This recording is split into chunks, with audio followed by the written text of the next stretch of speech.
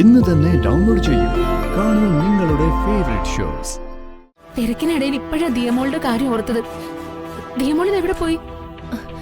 മോള് നമ്മുടെ കൂടെ ഉണ്ടായിരുന്നല്ലോ, പെട്ടെന്ന് ഇവിടെ എവിടെ പോയി? ഏയ്, എവിടെ പോവാനാ? അവൾ ഇവിടെ എവിടെയെങ്കിലും കാണുന്നേ. ഗോകുലെ, ദിയമോൾ ഇവിടെ എവിടെയെങ്കിലും കണ്ടായിരുന്നോ? ഞാൻ കണ്ടില്ല. ഈശ്വര,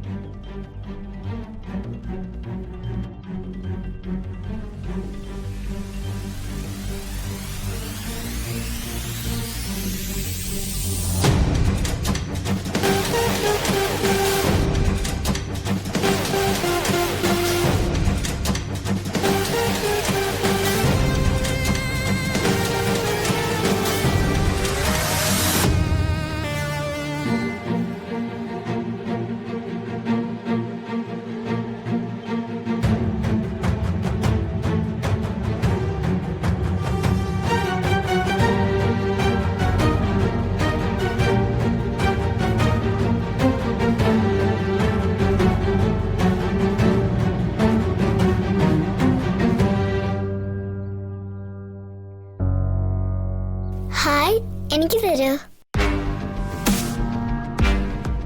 എനിക്ക് താ.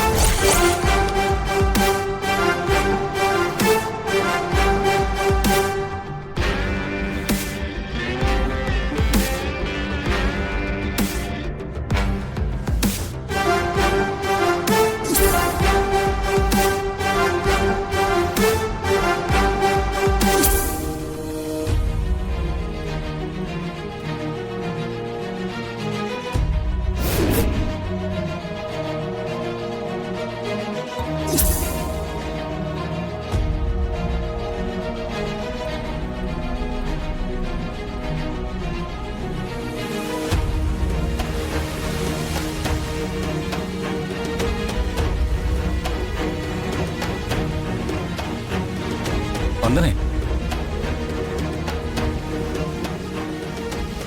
ഞാൻ നിന്റെ കഴുത്തിൽ താലി കെട്ടിട്ട് ഒരുപാട് നാളായില്ലേ?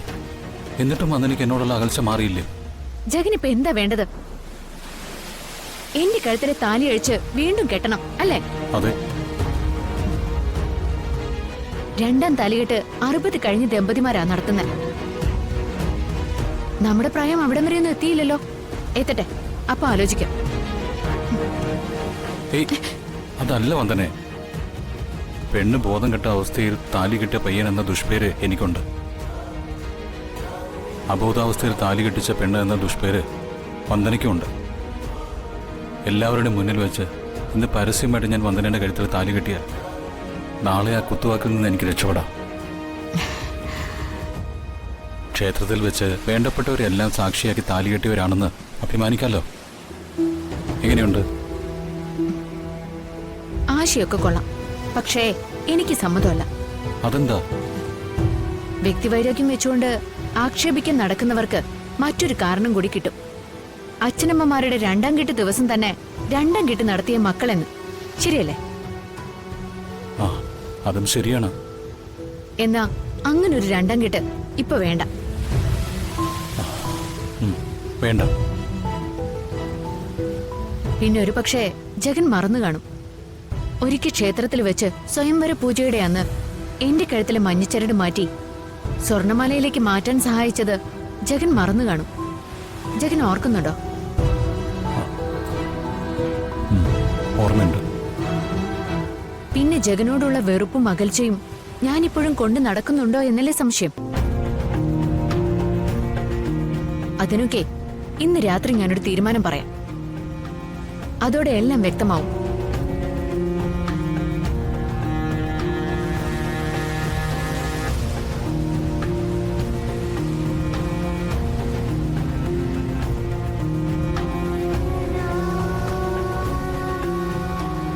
വന്ദനയ്ക്ക് എന്നോട് ഇപ്പോഴും വെറുപ്പാണോ?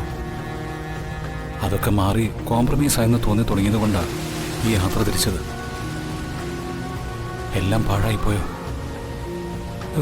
ഈ പെണ്ണുങ്ങളുടെ മനസ്സ് വായിച്ചറിയാനേ പറ്റുന്നില്ലല്ലോ. വന്ദന എന്താ ഇങ്ങനെ? ഓരോ സമയത്തും ഓരോ സ്വഭാവം.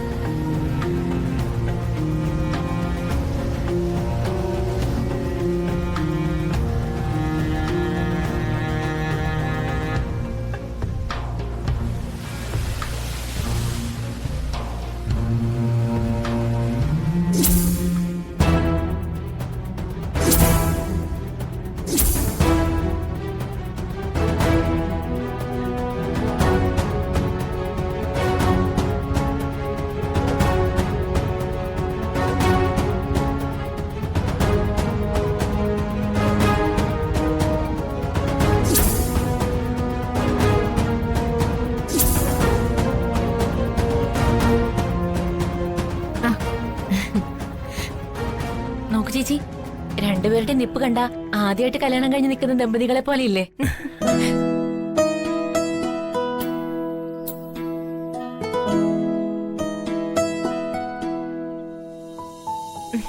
ഇപ്പൊ 5 മക്കളുമില്ല, ബാധ്യതയില്ല, യാതൊരു ടെൻഷനും ഇല്ല.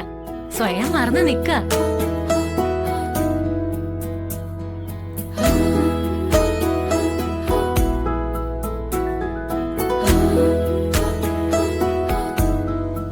ഇങ്ങനെ ചിരിക്കുന്ന വർഷയെ കാണാനാ ഞങ്ങൾ ആഗ്രഹിച്ചത്.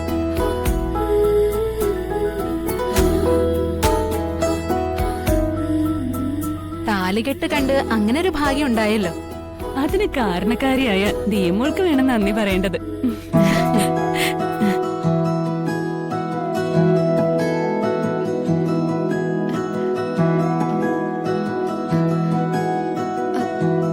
അല്ല, ദേമോൾ എവിടെ?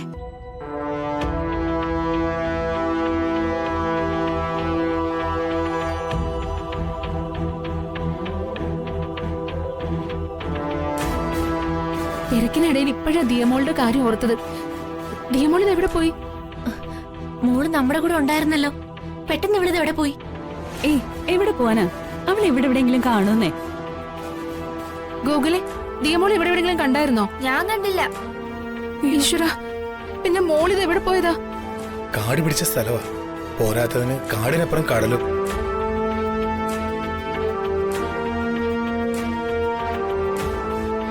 എല്ലാവരും ഇങ്ങനെ നോക്കിക്കാതെ നമുക്ക് കുട്ടിയെ കണ്ടുപിടിക്കാം. വാ വാ.